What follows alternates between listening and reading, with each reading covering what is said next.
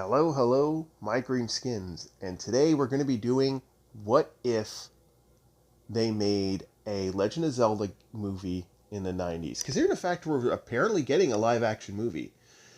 I don't think it's a good idea to do a live action. I kind of hope they go back to doing a CG or an animated movie.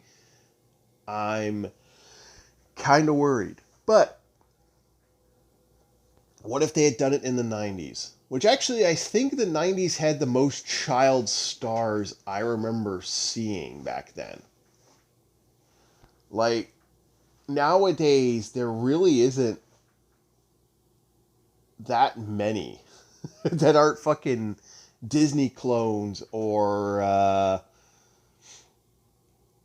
you know, Nickelodeon kids. That's about it. And, you know, I'm not too sure on that one. But I've been hearing that like they're going to do a live action Legend of Zelda. They're probably going to age them up. So this shouldn't be so hard for them to do. I'm interested to see what they actually are planning.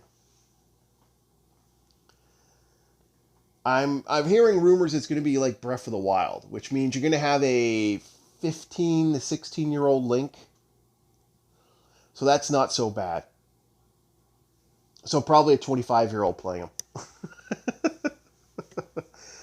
But we're going to be doing one on one of my favorites, Ocarina of Time. Yes, that is an amazing little series of games. Yes, they've actually done this 3 times now.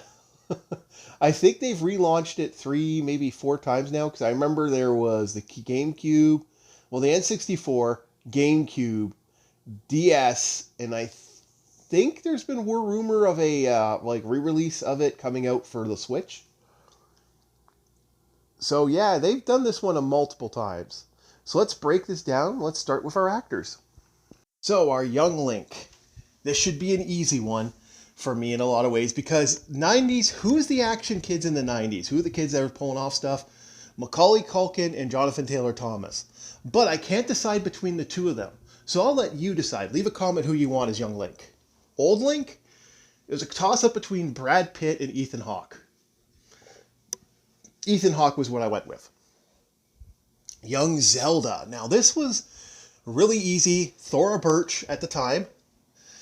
And for old Zelda, Drew Barrymore, because they kind of look alike and I think they could work. Next is our Lord of the Rock People, the Gora or Gora. I can't remember. I can't ever say their names. I'm going to say R.I.P. Like this guy. I wanted to see him in more. Carl Weathers. I know he would have been in a bunch of prosthetics, but I think Carl Weathers was one of those kings of cool that could work in almost anything. The Guardian and the Protector of Princess Zelda, Impa. I know they've made her a different character now, but this is the way I saw her originally, and I honestly saw China right then and there. That's China. Next are the female princess of the Zora people. I would say Princess Ruto, adult Princess Ruto. I'm not going to do a young Princess Ruto. I'll explain later. I'm going with Michelle Gellar, Buffy the Vampire Slayer herself. And that's my cast. Everybody else can be kind of like no-name actors could be thrown in here, side actors. I think everything else works. I don't see to add anybody else at this point. And I took Marin out altogether because if you really think about it, other than a freaking song for that horse, I can't think of any other role the character did. And other than some side quest stuff, she kind of wasn't there. Like everything else could be side quest character, side quest character, side quest character. So I'm thinking I want to leave it at that point. That's enough people. That should work. And that's my cast. Now let's go to the bad guys. So who are going to be our bad guys? Now, I hate to say it, this was a fight because you needed to have more than one villain that isn't a monstrosity monster. You need somebody to give a respectable monster point. Now, I hate to say this, during this time, this was the CG hell point.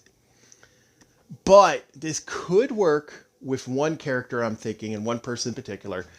I would have a Guron or one of those big pig guys that's running around with the giant spears. And I'd have it probably played by a wrestler, but he'd be voiced by Malcolm McDowell. As for the big bad, you need a big bad.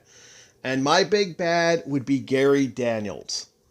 Now, people are like, oh, the guy from the live action Fist of the North Star? I'm like, yes, actually, I think that could work. I know it's kind of weird for me to say that, but I think this is an actor that could pull off a Ganon. Because Ganon, really think about it. He in that game, he really isn't a taunting. He just sits there with a smirk half the time. You really don't deal with him other than the ah ha ha ha, ha laugh. You know, that's about it. So it could work. And you know, Malcolm McDowell always plays a good bad guy. Next, let's get to the story. So, how do you do a story for Ocarina of Time? Now, this all depends on what period of Nintendo are we looking at. Because if this is the era where Nintendo is doing its like before Super Mario or after Super Mario, that's the question you have to ask yourself. If it's before Super Mario, then let's be honest, this could go anywhere. Directors were kind of nuts. They felt like they could, oh, it's just a fucking video game. Who's going to care? So, cough, cough, Super Mario, cough, cough. Which, I'm going to have a rant about Super Mario at the end because fuck that shit. But we all know now after the Super Mario movie, you don't need to fuck with greatness here. You never needed to fuck with greatness. Stop fucking with greatness. You could make a fun story, add a little bit of stuff, and it would work. So, Zelda, I'm gonna have to say, Zelda, I would say, you just follow the story. I think this is after Super Mario, you follow the fucking story. There's nothing, Ocarina of Time is done really well. It actually has a good story. There's a reason why people still play the fucking game, and it isn't because of the gameplay, because the gameplay isn't exactly that good. Yeah, I fucking said it. Yeah, no. No, that weird spaceship of a fucking controller didn't make the gameplay fun. But a great story with characters you kind of enjoy. They have a very homey feel. It could work. Perfect. You don't need to go crazy with it. And in the end, it is kind of sad to, you know, a lot of this is kind of sad. In a way, you save the day, but at the same time, you grow up as a, you know, Ganon still technically won in the past. So you technically didn't win. Ganon still fucking wins. So it's kind of one of those bad situations. So just stay with the story. Now, if we had the power to change this, that's an interesting idea. Before Super Mario, let's talk about that. So, if I had the power to change it, this is before Super Mario and the insanity that is the Super Mario movie. I will have to say, the only thing I would change a couple things. Nothing too bad from the story. The story you don't really need to change. I would definitely be hitting a lot of... There'd be at least 3 big creature feature places I'd be going to. One of them is probably Jim Henson. The other one would be, you know, a couple other places I could think of. But Jim Henson's on the forefront. But, 1, no Princess Ruto stuff. No Water Palace stuff. That's just going to take too long. 2... I wouldn't want to make this a movie. I'd want to make it a miniseries. I would be pushing to say that this would not do as a movie. You have to do a part 1, part 2, part 3. But if I'm forced to make a movie, no Princess Ruto, no young Princess Ruto. Keep Michelle Gellar as Princess Ruto, that's fine. 2, I would probably have less child Link adventures and have it more about Link. I would probably start it like this. The fairy children are bringing a gift. And Link knows Zelda because of whatever reason he saved her in an event or something like that. You'd have a moment where I'd have a flashback to this scene where Link kind of saved young Zelda while she was out in the forest. And so they're friends. And then I'd have him travel to the place to drop off the gift. Like there's some big ceremony. Then I would have it like all these people. But then I'd have Ganon show up and go, well, our tribe, the Goron, the Gerudo, is it Gerudo or Goron? I get those two confused, actually. And I probably screwed up the original one, but meh. So, Gerudo, I'd be like, they would stage their attack, and they'd use monsters and stuff. So you'd have Link trying to escape with young Zelda. And we have Impa kicking ass, like it's China. Like you fucking put China and let her do some wrestling. I think it'd be fun to watch. You got a nice big action scene starting. Then you get them to the Temple of Time, and that's where they activate the thing to get the Master Sword. Now, Link touches the Master Sword, which does the time warp. Now, he wakes up in the future. Somehow the sword reacted to him. Because Ganon was about to attack and kill him. And so, it reacted to him, the time warp kicked off, and now you have old Link, and you have the adventure. You have Drew Barrymore in a chic outfit, throwing stars at people and singing songs, and kind of like showing Link stuff, and then you do the adventure off that. I still think this would be better as a miniseries than an anime, actually.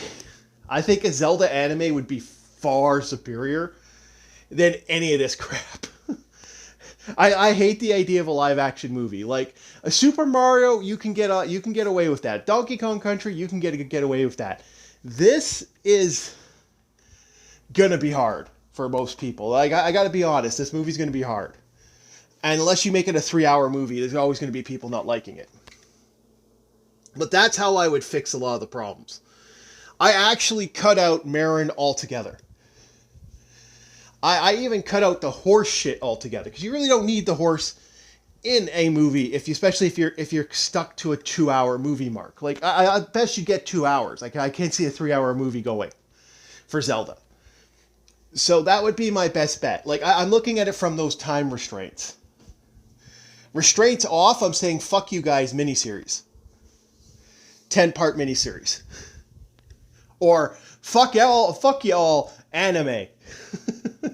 That's how I would go with a Zelda thing in the 90s. I'd be doing an anime. Maybe I'd get some voices, but that's about it. All right, so go to final thoughts. I don't know how Nintendo's going to pull off a live-action Zelda. I really think an anime or like a Studio Ghibli anime would be fucking 1,000 times better. I'd even say a CG thing would work. But a miniseries might work. And to go with Breath of the Wild, that's going to be a tough hit. Next, my thoughts on Super Mario. You're never going to see me do a review for this thing, so I might as well just do a little thoughts on this. This ruined a lot. This was literally a bunch of former drug addicts getting high off their mind, making a fucking Mario movie.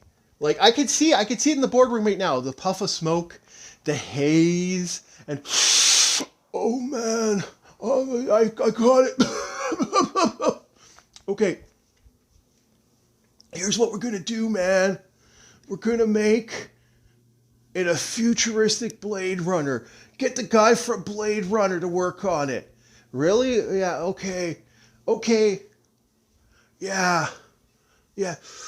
And then we're gonna have a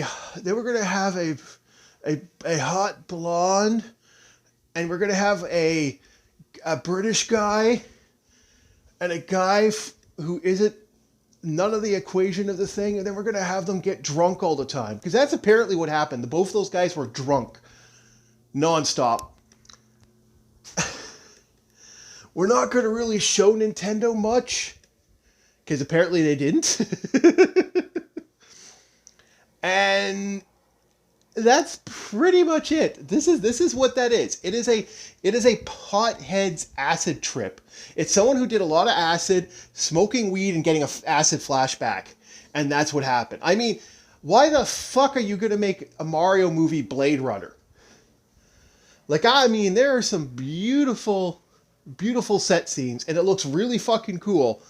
But if you're gonna do that, you gotta go all in.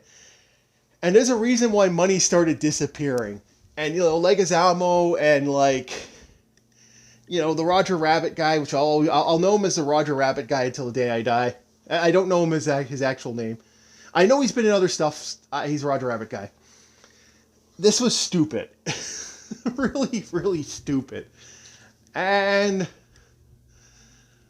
I remember seeing that and going, thinking to myself, young me watching that, going, wow, this is weird. What's marijuana? Because that's what I was thinking after that. I think Super Mario movie secretly was subliminal of marijuana. This isn't true, but, let's go with it. I think that the Super Mario movie from the is a good example of, if you're high watching that, it works. If you're not high watching it, it doesn't work. It's like most of Cheech and Chong's career. That's my thoughts on the Super Mario, the first Super Mario movie, not the anime movie, not the new movie. That insane thing that ruined like 3 careers from what I remember. So that's my thoughts. I don't know. This is going to be a rough one. I'd like to thank everyone for listening in, and have a good one.